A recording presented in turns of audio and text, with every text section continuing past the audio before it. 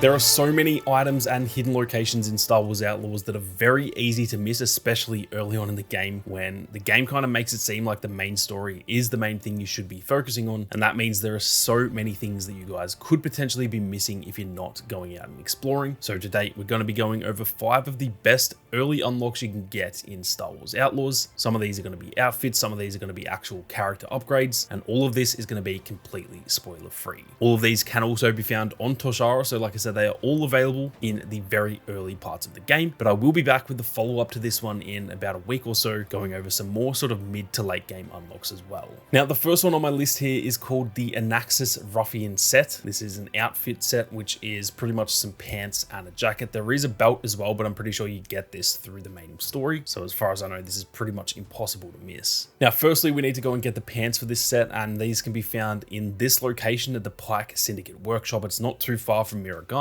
and it is pretty much impossible to miss because it is built into this huge mountain. So all you need to do is just head to that location. If you do have a good reputation with the Pike Syndicate, you can pretty much just walk in there. Whereas if you don't, you will just need to either blast your way in or try and use stealth. Regardless of how you get in, you'll just need to get to this main door to head into the sort of hangar area. Once you're in here, you want to head up this ladder, and then again, if you are not friendly with the Pike Syndicate, you'll just need to sneak past these enemies and head to the left and get over to this door. Now, the door is actually locked, but you can go to the window and just use Nix to open the door. And once that door is open, there is a chest over in the corner where you will find those Anaxes Ruffian pants. Now, as for the jacket, you're going to need to do pretty much the same sort of thing, but for the Crimson Dawn area of this map instead of the Pike area. So head over to this area of the map. There is a Crimson Dawn camp here. Again, if you do have a good reputation with the Crimson Dawn, you can actually just walk in, but I don't think you can get all the way in. So you may, even if you have a good reputation, you may have to fight these guys. I had a good reputation and they still didn't really want me to go in here. Unfortunately for them, they're all dead. So I still got what I wanted. Now, once you're into this area, you just need to get through this turbo lift. That'll then take you down to where there is like a stolen Imperial shuttle. And there are a few more guards sort of guarding that area. Take them out, and then in that shuttle you can find a chest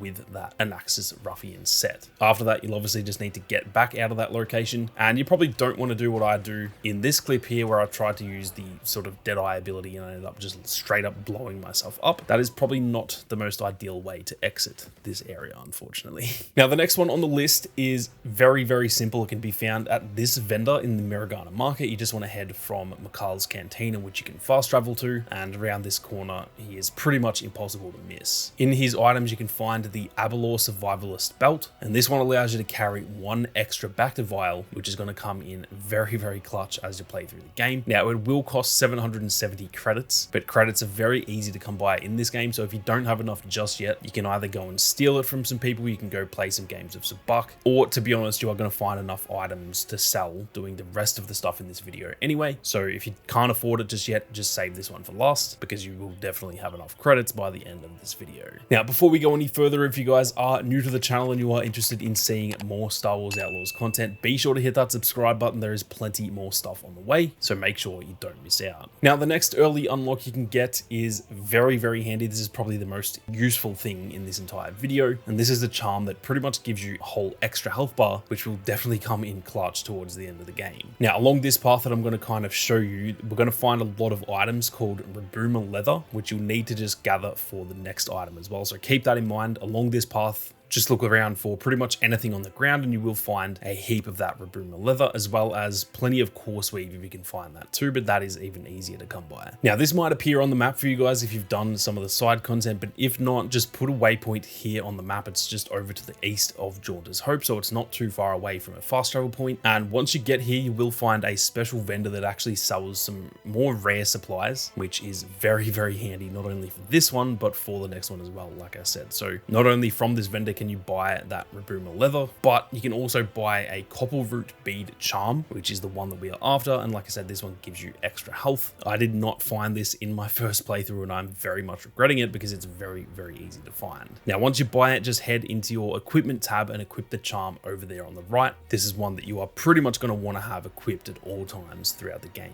Now, next on the list, we have got the Begamor Ruffian set. This one is actually very similar to the previous Ruffian set that I mentioned. It's pretty much identical other than some different colors. I do think this set is really cool, but now that I'm making this video, I have realized it's so similar to the first one that I'm actually going to chuck a bonus 6th item into this video, because this is almost a copy paste of that previous skin. Now, back at that same vendor that I just mentioned earlier in Miragana, this is where you can buy this set, but you're going to need to access the requests part of the menu. And to do that, you'll need to make sure you've gotten this ability from Bram the bartender. It is very simple to unlock. You just need to visit 6 different vendors, which can all very easily be found in Miragana. And you'll also need to spend over 1,000 credits, which you've already spent 770 in this video anyway. So that is very, very easy to do. Now, once you've unlocked the ability, you then want to head into the requests menu, and you can access the Begamor Ruffian jacket, belt, and pants. And the good thing about this one is that these don't cost money, because you've gone out and got the items yourself in order to pretty much make this set. You don't have to pay for it, which is definitely very clutch. Now, like I said, because this one is so similar to that previous one, I'm going to throw in a bonus one here as well. This is the Nashadar Thief Vest, which to me is actually one of my favorite jackets in the game. Even late in the game, I was wearing this pretty much for the majority of my first playthrough. To get this one, you'll need to go to the Crimson Dawn area of Miragana, but the thing is, you can't sneak in here because you do need to talk to a vendor, and that vendor will not talk to you unless you have a good reputation. You can technically talk to the vendor, but you'll have to kill all the guards near him because there are guards standing right next to him, and as far as I know, that means you can't actually engage with the vendor. So if you can't be bothered trying to get a good reputation, you can definitely try this without that good reputation. It may work, but as far as I know, when you go in there, they're all going to start trying to kill you, and even if you kill all of them, I just don't think that vendor is actually going to talk to you. That being said, you only need to do 1 contract to get to that good reputation, so luckily for you guys, this shouldn't be too hard to do anyway. Now, once you get into the Crimson Dawn area, you just want to follow this path and get into the main section of the Crimson Dawn territory. And at this vendor here, just down the stairs, you can buy the Nashadar Thief Vest that I mentioned. Not only is it an awesome set, but it is a bit more unique than the others too. Most of the other jackets in this game do all look fairly similar. They're just kind of different colors and stuff with some very small changes, but this one does actually look very different. And it's also got a pretty decent bonus to it as well.